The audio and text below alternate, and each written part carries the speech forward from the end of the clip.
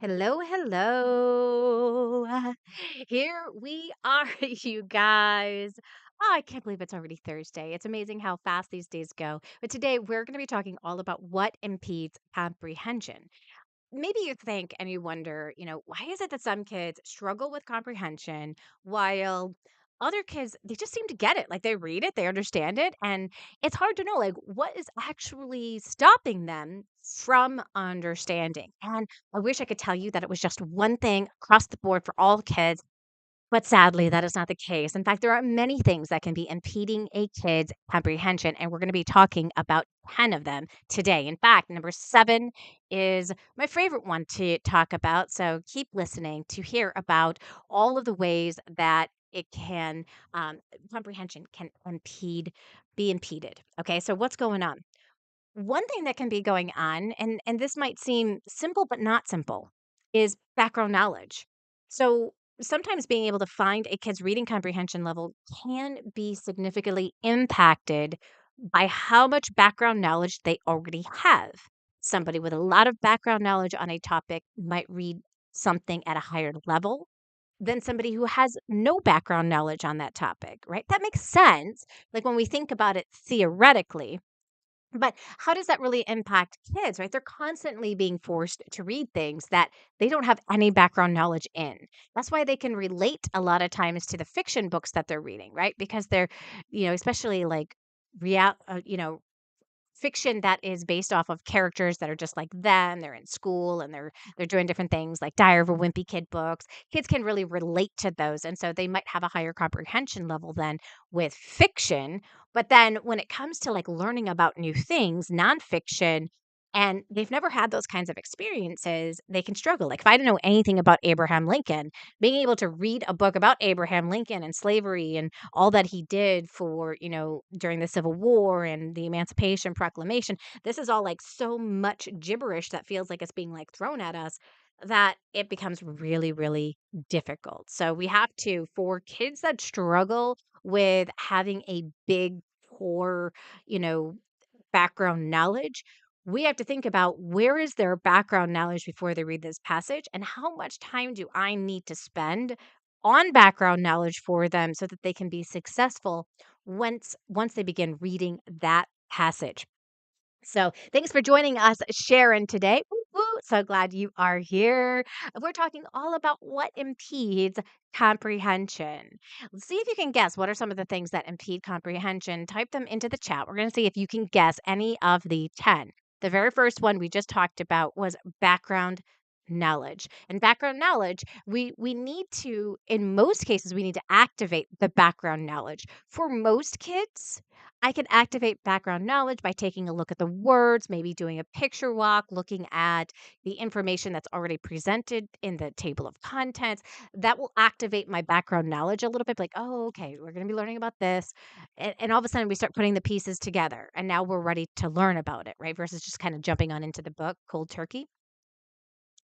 But some kids need even more than that. They need you to activate it even further, having deeper discussion, involving them in the conversation, thinking about a time when something similar happened to them, using the words that they're going to see in the text, explaining what they are. I will even sometimes pull up different YouTube videos. I always put kids after it. Like if I'm yesterday I was doing Einstein. The kid couldn't remember anything about Einstein. They're like, I've learned about so many people. I have no idea anything about Einstein. I'm like, great, let's activate that background knowledge. I pulled up a quick 5-minute video about Einstein, and as we began reading, everything started to make sense to her. She was able to put pieces together, and it didn't feel like she's trying to categorize this information. We had already prepared her brain for the information that she was going to learn so she could hold on to it and go to a deeper level. I love it. So, in the chat, definitely tell us who you are, where you're from, what you tutor. Want to know more about you? Do you teach reading? And definitely take a look at, you know, all like how this affects it.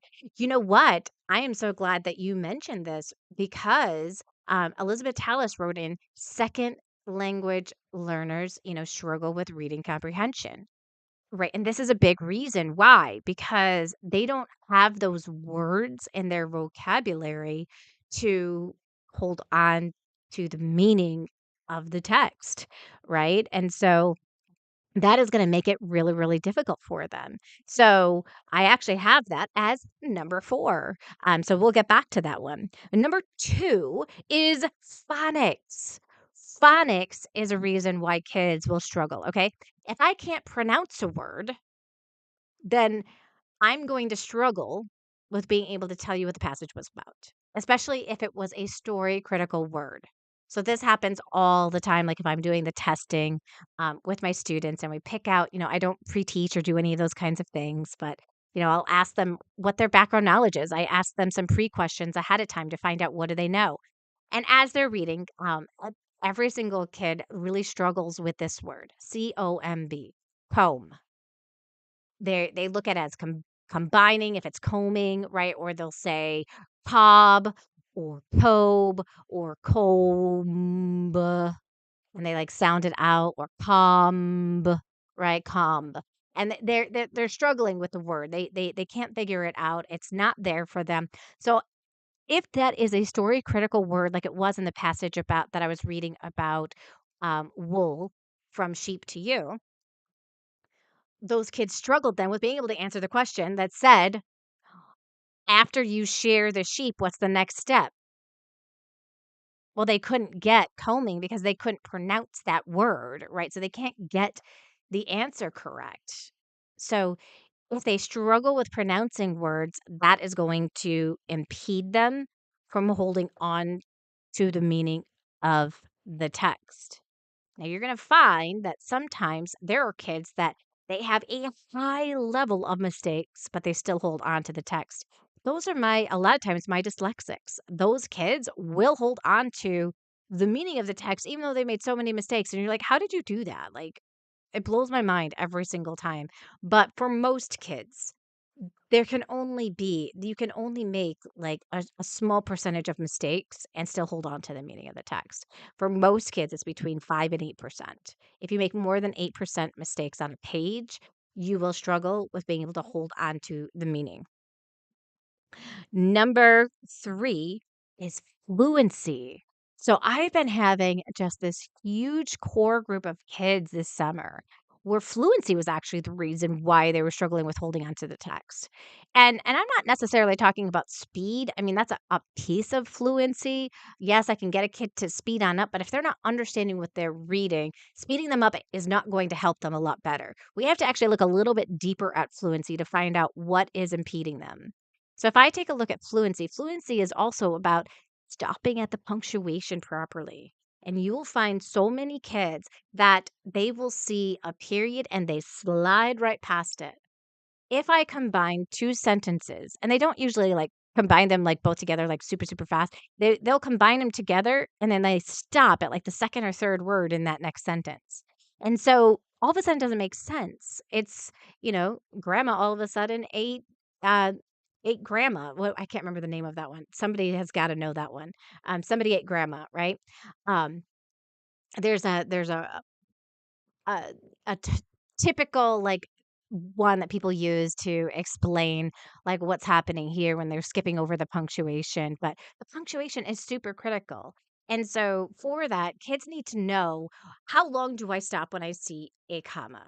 I call it stopping for 1 clap, right? And if they see ending punctuations, like a period, a question mark, or an exclamation point, we stop for 2 claps or a knock. It depends on that's how I make it hands-on for them so that they can start feeling it and what does it feel like. And I'll use different fluency passages from reading A to Z with them, and we'll practice with the different passages. I will have them stop when they are reading past the punctuation. Try it again, but remember how we're going to stop and use those claps, use those knocks, because if I speed past that information, it's not gonna make sense. Also, if you're reading in a monotone voice, that is another thing that can impede comprehension in a really, really big way. So, if I am reading in a monotone voice, it's like my voice isn't partaking in what I'm saying. So we've all heard those robot talkers, right? Where they're just like, the sky is blue. Come to the park. Right, it's like no emotion whatsoever. Voice isn't going up, isn't going down. So being able to help them understand how our voice naturally goes up and how it naturally goes down on, in that and practicing that is going to help them then with comprehension because it's going to make sense. Just saying random words sometimes string together doesn't always make sense. That's why it's really hard. Like if you listen to, remember the old, like if you would like listen to like speech to text to speech, and they would read it back like a robot, and you'd be like, "It is hard to listen to. It is hard to hold on to the meaning." You can make meaning out of it because you're an advanced reader, you're an advanced, understander. But kids in the beginning, they really struggle with that. So that becomes hard, right? And it becomes really, really difficult for them. I love it. Yeah, and Elizabeth said when we're fluent, some words are said and blend together faster or expressed together in each language. If there's a musicality of our language, absolutely. And our phrase was, "Thank you, Beth." It's "Let's eat, Grandma" versus "Let's eat, Grandma." I knew. Thank you. Beth came to save the day. I love it. Right? So having that cover there makes a difference. And so really having kids practice that and have that ability to practice that will increase their fluency. So I had a kid, he struggles with vocabulary and fluency. So anytime I asked him the meaning of a word, he could not tell me the meaning of the word. And so I did like a vocabulary assessment on him, found out he was about 3 grade levels below where he needs to be. So I'm like, okay, so vocabulary is tricky for this kid, but his fluency was too. And you know what he would do? So he would also mix up the phonics piece as well. So he had 3 pieces going on. He would read. Have you ever had a kid do this? They read and they slur through a word as fast as they can, hoping that you don't catch them.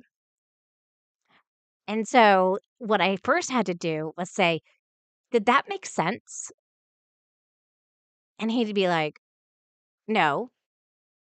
And then I would ask him, "Do you know which word didn't make sense?"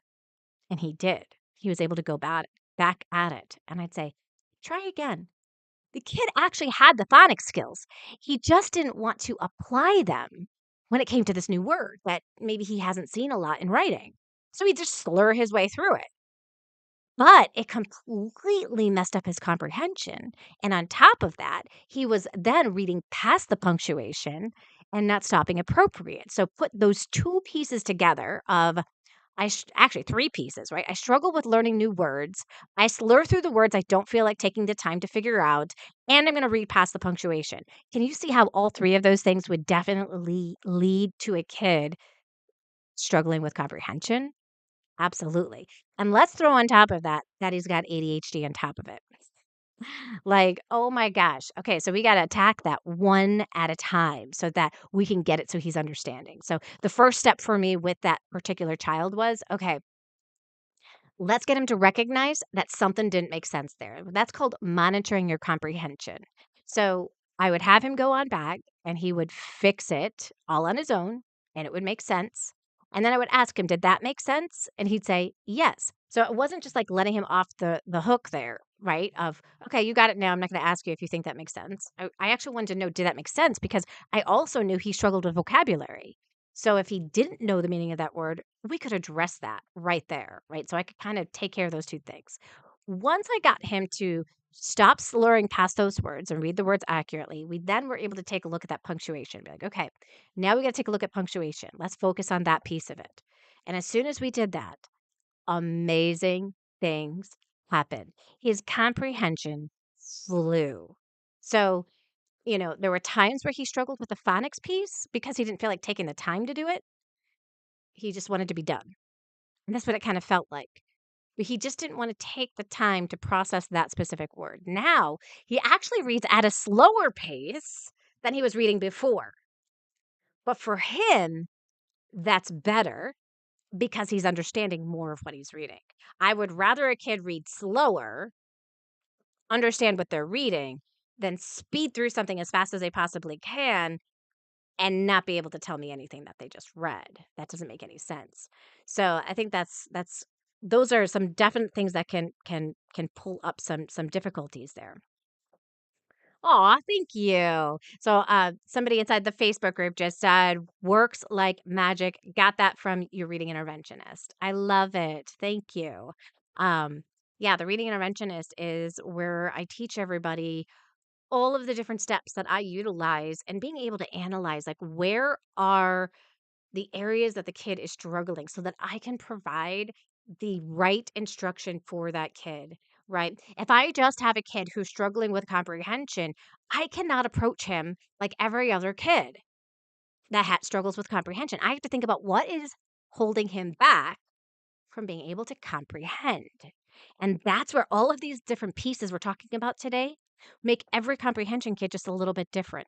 So, background knowledge is one thing. If they don't have a lot of background knowledge, that's something I have to build up for a kid. Phonics, being able to read words accurately. If I'm not reading them accurately, it's going to screw up my understanding of what I'm reading. Fluency, if I'm reading past that punctuation, if I slur through words, if I am just reading as fast as I can, but not really thinking about what I'm reading, all of those things are going to impede my comprehension. And number four is vocabulary. And your ESL kids, this is like one of the top areas right here that's going to mess them up because they don't have as large of a vocabulary as the kids where English is their first language. And so vocabulary is going to be the area that is going to mess them up the most. We've got two areas that really kind of mess things up for kids. Individual words that they might not know the meaning of, and idioms. Idioms are those words that we know what they mean because we use those terms all the time in the English language, but others might not know what they mean who don't speak English. Your autistic kids are really, really gonna struggle with the vocabulary piece and idioms because they take everything literally. So if you say it's raining cats and dogs, they're all of a sudden picturing inside of their head raining cats and dogs. That will mess up their understanding of what they're reading, right? So you have to find out like if something is an idiom, underline it. Ask the child, do you know what this means? If you know that vocabulary is an area that is tough for them, if there's anything you can pull out of that text ahead of time to make it easier for them to read and you could teach it ahead of time, great. Sometimes we just encounter it while we're reading, and you have to think about the specific child that you're working with and what they are struggling with. So, awesome, awesome stuff.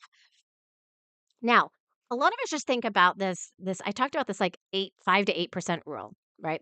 5%, 5 to 8% rule with phonics. If kids are making between 5 to 8% mistakes on a page, they could struggle with their reading comprehension. But now let's think of this. What if they struggle with 5 to 8% of the meaning of words? Like they can read them okay, but they're really struggling with how to put that together because they don't know what that word means, right? If they have those, like, they don't have that knowledge on those words that they're reading, the kid can sound wonderful when they're reading, but not hold on to any information because they don't know the meanings of those words. Happens to me all the time. I'll read something like I always tell people I absolutely hate reading. Sorry, my fans of like that English literature that you have to read in high school. If you love that, I hands off to you. Half the time when I read that old English, language, because nobody took the time to unpack those words for me personally, I still struggle to go back and to read things like Chaucer and other things, and I did have a reading comprehension problem as a kid, which is why I think, like, I almost get PTSD when I see that stuff, and I always tell my students, like, "I only work up to with kids up to 8th grade because when you start reading, like, Fahrenheit 451 and all that kinda stuff, like, I am not your girl." I do not enjoy reading those kinds of things, it brings up terrible memories for me because there's so much vocabulary that has to be unpacked in order to understand what you're reading. And when that happens, I mean, it's just like it's like reading a foreign language. It's like you can pronounce it. Like I can pronounce every word pretty well. in Spanish. My kids tell me otherwise. They tell me I can't, but I think I can pronounce it just fine. So, I can pronounce it fine, and I can sound like I know what I'm talking about and have 0 comprehension there whatsoever because I understand how to read in Spanish. But do I know the meanings of all of those words? No. And so that holds me back from understanding. And maybe you've experienced that with a foreign language as well. Has anybody here experienced that with a foreign language? You're reading a foreign language and all of a sudden things are not coming together. It's not making sense. I'd love to know. Tell me inside of the chat. And here's another thing that a lot of people don't take into consideration. We've got these kids and they have short-term memory issues. And, they didn't talk about this a lot when we were kids. They didn't talk about this a lot even when I was in my beginning years of teaching these kids that struggle with their short-term memory. So these kids, they struggle with taking information from their short-term memory, moving it into their long-term memory. And so if you have that problem, can you imagine reading a 20, 30 page book, being able to hold on to the meaning? Absolutely not. It's just not gonna be possible if you're not processing. And sometimes this processing has to be broken down for these kids that have the short-term memory issues. So if you've got a kid with these short-term memory issues, you have to think about how s how significant is their short-term memory. 'Cause we have to build it. It's not like this part of their brain can't be built up. It can. So I always start with smaller increments. Do you understand what that sentence says? Can you tell me in your own words versus repeating it? Can you tell me what this paragraph says? Like, what does that mean? Can you see it? Here's where I'm going to bring in that visual mind movie stuff, right? You're visualizing what's happening. We're talking about it. I'll ask them, can you see it? Close your eyes. Now that you've read it, close your eyes. Can you tell me what you are seeing inside of this picture, or is the movie blank? If the movie's blank, guess what we need to do? We need to go back and we have to reread. And we have to do this in small increments until we can start increasing those increments. So now I've gone from sentence to sentence, from paragraph to page to page, to possibly chapter to chapter. How long do I have to do that process? It really depends on the child and the severity of that short-term memory loss that they have and how to make that better. So, little things that you can do to kind of build up that short-term memory, repetition, repetition, repetition. Those kids are going to need a lot more repetition while you're teaching strategies because they're the ones that are also going to forget what you taught last time that you guys were together. They'll struggle with communicating in their own words what's happening, and they will struggle with being able to focus on directions that are given to them. A lot of times these kids, it seems like they're not listening to you. It's not that they're not listening to you. They are trying. They don't know how to try though. They don't know how to try to listen to you. Their brain might be thinking about something else and now you've given them an instruction and then you're like, "Didn't you just hear what I said?" They're focusing so hard and they're focusing on the wrong things. So they need to learn how to focus on the right things so that they can do exactly what it is you want them to do. So constantly having them repeat back to you what you're doing. So we're going to be doing mind movies, okay? So we're going to be making a picture inside of our minds. What was the last movie you remember watching that you absolutely loved? Tell me about that movie. I want you to close your eyes and tell me about that movie. Right? You don't need to have the movie in front of you in order to picture it, right? You can see certain things that are happening. What was in the setting? Who were the characters? What did they look like? So we can kind of talk about that with things that they already know, and then we can begin applying that to the story, and really talking about how are all stories organized. And we'll talk about that more with actually that's the next one is exposure to different genres. A lot of us don't think like we think, oh, when we read from beginning to end. But knowing the story structure of certain genres is going to help you. The way I read a biography and hold on to information is different than how I'm going to read a book about a place. I automatically start thinking about, okay, what information would I learn about a person if I'm about to read about them? I'm going to learn about, you know, I'm going to learn about specifically how when they were born, where they lived, what were they like growing up, what are they famous for, are they still alive? If they died, when did they die, or how did they die? And how did they continue to be a legend even after they died? Like that's the typical information I'm going to learn. For a kid that struggles with comprehension, this is going to be useful to take a look at what parts would you expect to learn in a book about, and it could be general. It could be about a place, right? If I'm reading about a place, I'm typically going to learn about where it's located, the people that live there, and specifically about people, I'll learn about what language they speak, what jobs they have, how many people live there. I'll learn about the land. What does the land structure look like? We'll learn about the history, like what happened there. We'll learn about uh, we'll also learn about the foods that they eat there and celebrations, right? Every book that is going to be about a place, like a country or a state or those kinds of things, will have that information included in it. When I know that ahead of time, it helps me hold on to the information better, or at least know where to go back into the book later to find the answer to a comprehension question I have, right? So it's going to increase their comprehension knowing the structure of the text.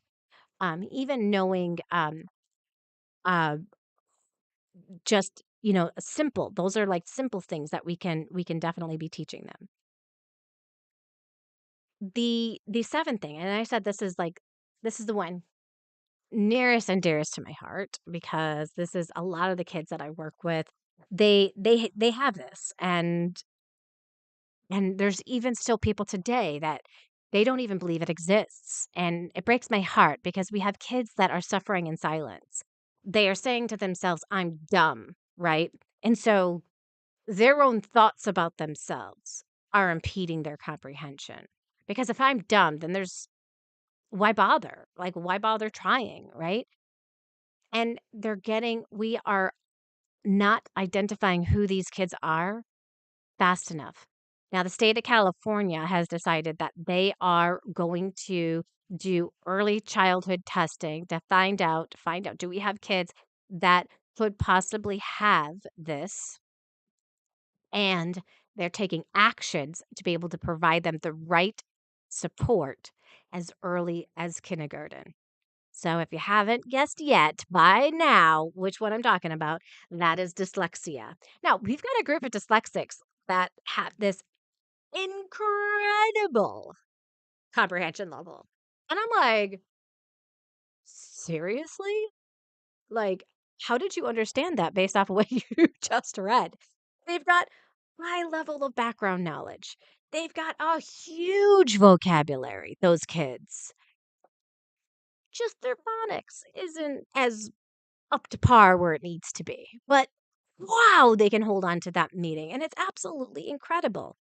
But as soon as you add dyslexia with any of these other ones that I've mentioned before, they struggle with that background knowledge. They struggle with the phonics. They struggle with the fluency, or they struggle with that vocabulary. It adds a whole nother layer to the dyslexia that makes it a lot harder to be able to work with and a lot easier. So I've created a tool. It's called How to Spot If a Student Has Dyslexia. Beth is going to put the link inside of the chat, and I have also created for you guys a free download. It's a workbook that you'll be able to check on out and be like, "Hey, just go through this." I feel like the more that I educate people in dyslexia, the better, because it how sad for a kid to think that going through their schooling that they are dumb. They actually are highly intelligent and they have strengths. They have gifts. They have gifts beyond what we have, right? So if you're able to see what those gifts are in a student that you're working with and be able to really pronounce those gifts to them and tell them, how good and gifted they are in those areas, and, be able to guide them into the right direction with their dyslexia, you are going to make a huge impact on that child. And so just download download How to Spot Dyslexia if you have not downloaded it yet. There is a link inside of the description. So if you actually scroll to the very tippy top of the description, you will see inside of the description a link that comes after what is this video about. Okay.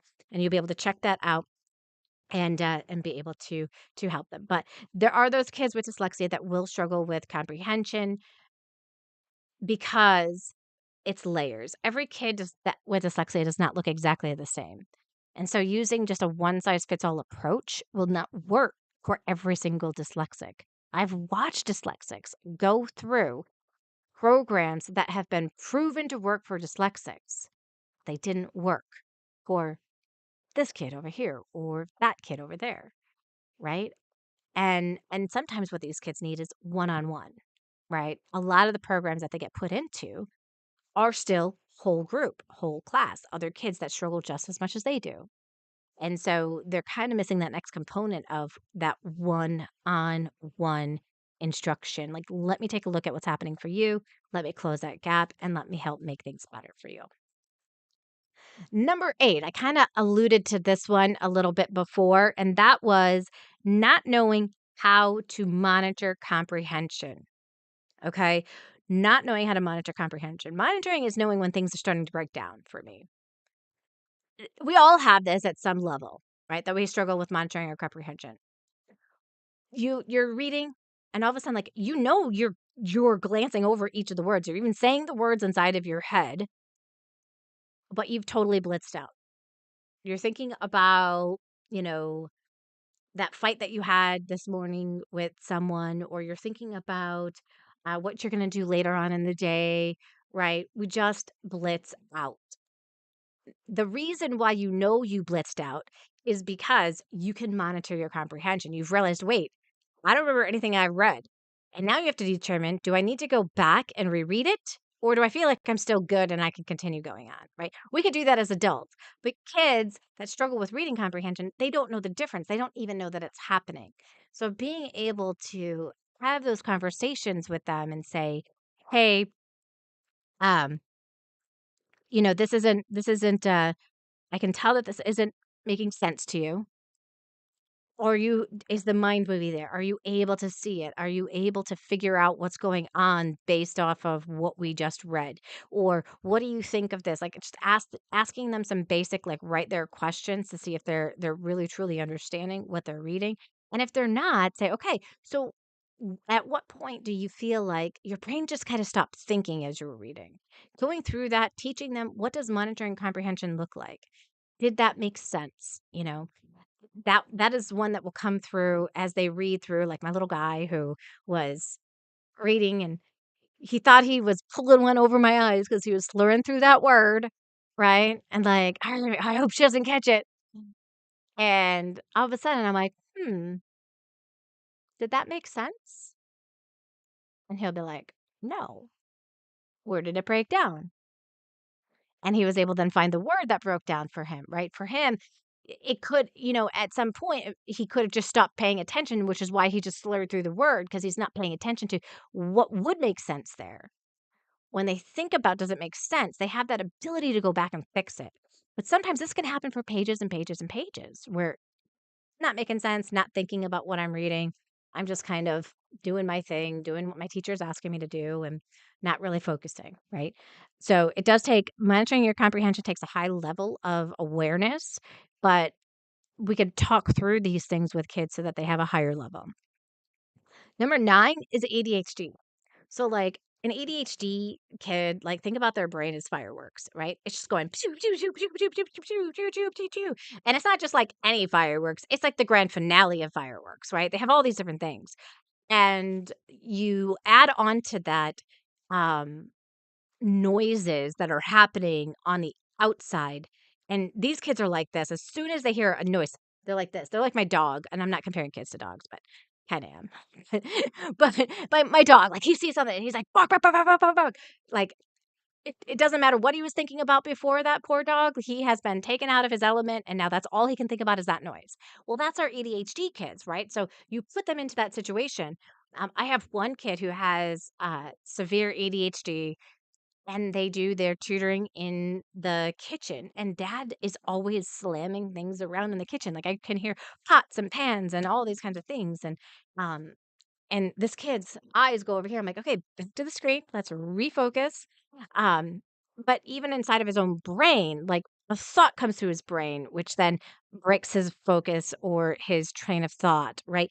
ADHD, when that's happening, it's really hard to focus on what you're reading, and therefore you're going to have comprehension issues as well. So you will find a high level of kids that have ADHD struggling with comprehension. You'll also have a high level of kids that have dyslexia and ADHD. And then sometimes dyslexia can look like ADHD, but not be ADHD, which is why it needs that medical diagnosis, that ADHD, because we are not, we're not in the world of medicine. So that's not for us to determine. But, it just, there's so many compounded things that kind of build on each other. So knowing like a child's continue like history is going to be really important for those kids. And number 10, I see this all of the time, are test taking skills. Kids just don't know how to answer the types of questions that they're being asked, and nobody has taught them. How do I know? Because that was me. When I was younger, I used to call myself a poor test taker. Today, phenomenal test taker because I have learned how to take tests like nobody's business. I know every single like in and out. What are you looking for? What are you not looking for? What can you tear apart? How do I approach this type of a question? I can even analyze the type of questions that are being asked so that I know exactly how I need to approach it to answer it. Our kids do not, and they're still not being taught how to do them. So multiple choice, I had no idea how to go about multiple choice. And I know lots of people, they already know this trick, right? Where you're like, okay, one is a throwaway, two are going to be closed. Can I eliminate the two and throw them out? Like that's a typical normal one, right? But then we have like an all of the above question. And kids always get stuck on that third option. They're like, yeah, A is true and B is true, but C, not quite sure. So I go through and I teach them, how do I answer that all of the above question? If A is true and you know that to be true, and B is true and you know that to be true, don't think anymore, just choose all of the above, right? Same thing with fact and opinion. I always tell my students, hey, if you've got a fact and opinion question, first you need to be able to identify it. You need to be able to say, this is a fact and opinion question. Because now I can go through every single answer choice and I can say, is that a fact or is that an opinion? And I can go to the next one. Is that a fact or is that an opinion? As long as I understand what fact and opinion mean, I'll be able to get the answer. I don't even have to read the book. And so I will teach them, like, how do I identify what type of question is it? Is it a main idea question? Here's how you answer this one. Is so it comes down into then being taught the language of taking tests. And it's still something that is completely skipped. I know that we are, have lots of kids. They'll spend weeks on practicing taking tests and those kinds of things, but nobody has actually walked them through how to take each of these tests. It was my second year being a reading curriculum coordinator, and I was asked to go into a classroom that the classroom teacher was on maternity leave. So these kids had not had their teacher in the classroom. They had a sub at the beginning of the year. There was another third grade classroom, and the special ed teacher took that classroom. And then the other two classrooms had their classroom teacher teach them these skills. I went on in and I showed these kids how to answer every single type of question, how to monitor their comprehension, and how do I know if I'm actually understanding? How do I know? Am I interacting with the text? Am I saying things inside of my head? What kinds of things am I saying in my head? Am I asking questions? Am I making connections? Am I just noticing that that's something new that I never knew about, right? Those kinds of things. This is what my brain does while I'm reading. And then I showed them how to answer every single type of question. Here's how you go about it. If it's main idea, go back to the text, read the first paragraph, read the last paragraph. Those kids performed higher without having a classroom teacher who, she was on maternity leave. They had a sub. The sub couldn't even manage the classroom, you guys. It was insane. But those kids walked away having the highest test scores because they fully understood how to take the test. There was nothing that I left up for, interpretation for them. They knew what they could do, they knew what they couldn't do, and they excelled. They did so well. And my school even recognized me for it. And I got a gift card, a $20 gift card to Starbucks. I was excited because I was being recognized for something that, I had spent a lot of time being able to do. And I've seen it just work for kids. As I work with these kids that are struggling with comprehension, when they learn how to identify what that question is, and then they're like, "Oh, here's the process I need to go through to answer that type of question," it is gold. They absolutely succeed, and it's amazing. So hopefully you've been able to really dive deep on into all of these different areas. Um, what types of kids do you get to work with the most? What area would you say is impeding their comprehension? Type it in the comments, type it in the chat. I want to hear from you guys and what you're noticing. So again, those 10 are background knowledge, phonics, fluency, vocabulary, short-term memory, exposure to different genres, dyslexia, monitoring comprehension, ADHD, and test-taking skills. All of these things can be things that will impede comprehension, but together, you and I, we can just unlock the doors for these kiddos and be able to help them increase their comprehension so that they can go on to succeed and do greater things in life. Thanks for joining me today. You guys are awesome. It's been fantastic being able to hang out with you and come back and join us next week. Next week, we have our 5-day Raise Your Rates challenge. I found, in the beginning years, I didn't know how to hold on to my worth because everybody else decided what my worth was. And so when I had to figure out what my worth was, I kind of struggled with that. And when it came to raising my rates, I struggled with that even more. So definitely join us. The challenge starts on Friday. Message Beth or myself, and we will help you get in the doors if you want to join us for the 5-day Raise Your Rates challenge. During the challenge next week, you're going to see me come on Friday instead of Thursday. On Friday, we are going to dive on in and let people declare their new price. And then we're going to be giving them prizes for sticking with us throughout the week and taking action. So, fun week ahead of us with Michael Gibbon and myself. You definitely don't want to miss it. Enjoy the rest of your day, you guys, and I will see all of you soon.